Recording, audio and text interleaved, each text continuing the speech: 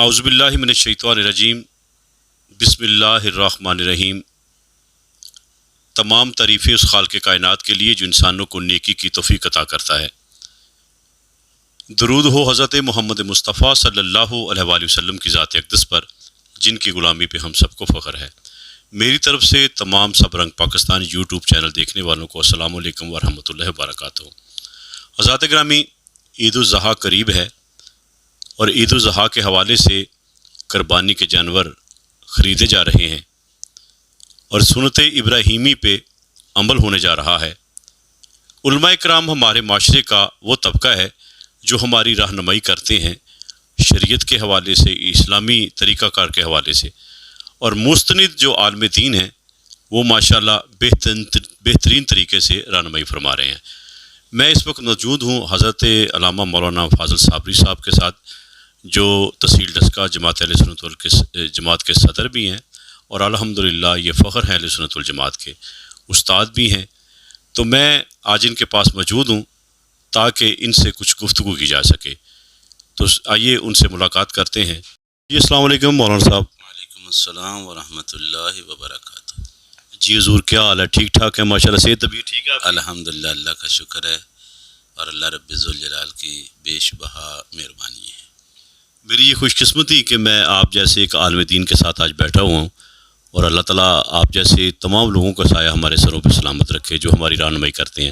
تو سب سے پہلے حضرت صاحب یہ بتائیں قربانی کیا ہے؟ بسم اللہ الرحمن الرحیم، نحمدہ ونصلی ونسلم علی رسولہ الکریم، اما بعد، فاعوذ باللہ من الشیطان الرجیم، بسم اللہ الرحمن الرحیم، فصلی لربک وانحر، صدق اللہ العظیم۔ خالق کائنات نے قرآن پاک میں ارشاد فرمایا، نماز پڑھو اور قربانی دو۔ یہ قربانی کا صراحتاً تذکرہ قرآن پاک میں ونحر کے لفظ میں موجود ہے، جس کا مطلب ہوتا ہے نہر کرنا، قربانی دینا، جانور ذبح کرنا۔ حضور پاک علیہ الصلاۃ والسلام کی بارگاہ میں یہی سوال کیا گیا کہ یا رسول اللہ صلی اللہ علیہ وسلم، قربانی کیا ہے اور ہمارے لیے اس میں کیا ہے؟ تو کریم آقا صلی اللہ علیہ وسلم نے ارشاد فرمایا، قربانی جد الانبیاء حضرت سیدنا ابراہیم علیہ الصلاۃ والسلام کی سنت ہے، اور ہمارے لیے اس میں ہے کہ جب ہم اللہ کی رضا کے لیے خلوص کے ساتھ جائز ذرائع سے کمائی ہوئی دولت کے ساتھ قربانی کا جانور ذبح کرتے ہیں، تو اس کا خون کا پہلا قطرہ زمین پہ گرتا ہے تو اللہ تعالیٰ اس قربانی کو فوراً قبول فرما لیتا ہے، اور قربانی کے جانور کے جسم کے اوپر جتنے بال ہوتے ہیں، ہر بال کے بدلے اللہ تعالیٰ ہمیں نیکی عطا فرماتا ہے۔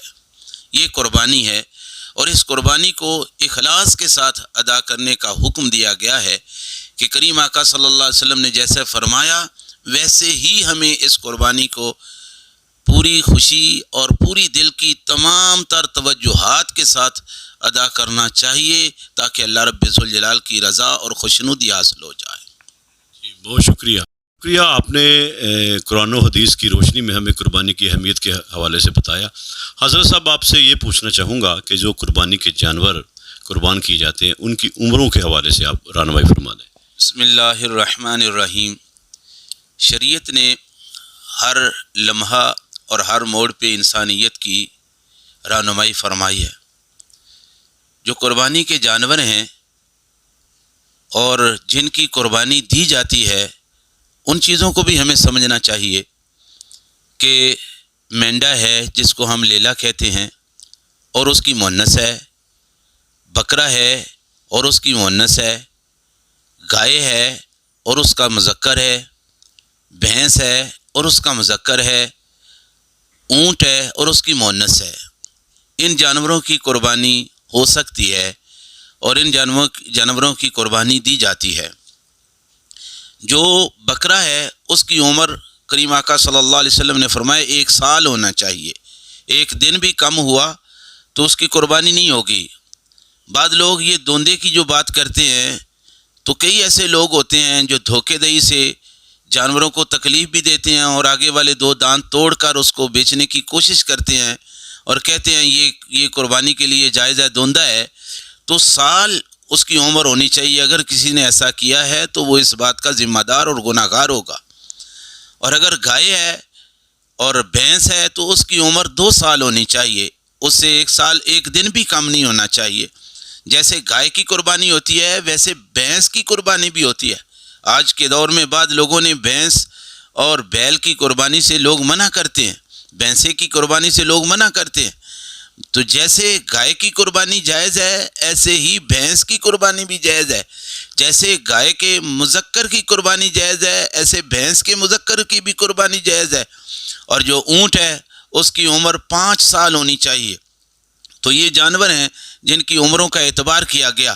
اور باقی مینڈے کی بات ہے، لیلے کی بات ہے، تو اس کے بارے میں ارشادات موجود ہیں کہ اگر وہ 6 ماہ کا ہو اور دکھائی سال کا دے تو اس کی قربانی بھی ہو سکتی ہے، اور اگر ان عمروں سے کم ہیں، 1 دن بھی کم ہوگا تو اس جانور کی قربانی جائز نہیں ہوگی۔ شکریہ مولانا صاحب، آپ نے جانوروں کی عمروں کے حوالے سے رہنمائی فرمائی۔ اب آخر میں ہمیں گوشت کی تقسیم کے حوالے سے اور جو کہ اجزاء مکروہ ہیں اس کے حوالے سے بھی آپ ہمیں بتائیں جی۔ بسم اللہ الرحمن الرحیم۔ کریم آقا صلی اللہ علیہ وسلم نے ارشاد فرمایا، جب تم قربانی دو تو اپنے قرب و جوار اور اپنے اقربا کو بھی یاد رکھو، جو قربانی نہیں دے سکتے ان کا خیال رکھو۔ تو اس کے بارے میں علماء کرام نے متفقن علیہ مسئلہ جو بیان فرمایا ہے گوشت کی تقسیم کے بارے میں، اگر کچھ ایسے لوگ ہیں جو سال بعد وہ گوشت کھانے لگے ہیں تو ان کے لیے حکم یہ ہے کہ وہ اگر سارا گوشت بھی گھر رکھنا چاہیں تو رکھ سکتے ہیں، اور اگر اس کو سیو کر کے سال میں کھاتے رہیں تو اس میں کوئی قباحت نہیں ہے۔ لیکن جو استحبابی طریقہ ہے، مستحب طریقہ ہے، اس کے بارے میں ارشادات موجود ہیں کہ اس گوشت کے 3 حصے کیے جائیں گے، اور اس میں کسی قسم کی تخصیص نہیں کی جائے گی کہ یہ اللہ ہے تو گھر رکھ لیتے ہیں، یہ ادنا ہے تو لوگوں کو دے دیتے ہیں۔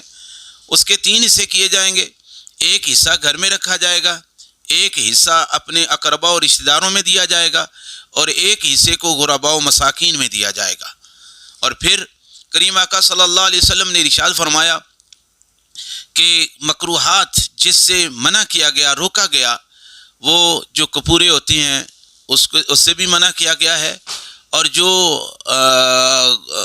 جس میں پیشاب وغیرہ ہوتا ہے اس سے بھی منع کیا گیا ہے، جس میں غلاظت ہوتی ہے اجڑی وغیرہ اس سے بھی منع کیا گیا ہے کہ اجڑی کا کھانا بھی مکروہ ہے، کپوروں کا کھانا بھی مکروہ ہے، جن میں غلاظت ہوتی ہے، جن میں پیشاب ہوتا ہے ان کا کھانا کھانے سے منع کر دیا گیا ہے، روک دیا گیا ہے۔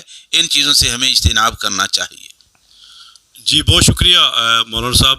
یقیناً ناظرین آپ نے حضرت علامہ مولانا فاضل صابری صاحب کی گفتگو سنی، اور یقیناً ایک مستند عالم دین جب گفتگو فرما رہے ہوتے ہیں تو ان میں قرآن و حدیث کی جو ہے وہ ماشاءاللہ روشنی جو ہے وہ واضح نظر آتی ہے۔ اللہ تعالیٰ سے دعا ہے کہ اللہ تعالیٰ ہمیں حضور اکرم صلی اللہ علیہ وآلہ وسلم کی سنت کے مطابق زندگی بسر کرنے کی توفیق عطا فرمائے، اور یہ عید الاضحیٰ تمام مسلمانوں کے لیے محبتوں کا، امن کا پیغام لے کے آئے۔ جی ہم بولے آپ کی زبان، سب رنگ پاکستان۔ بہت شکریہ۔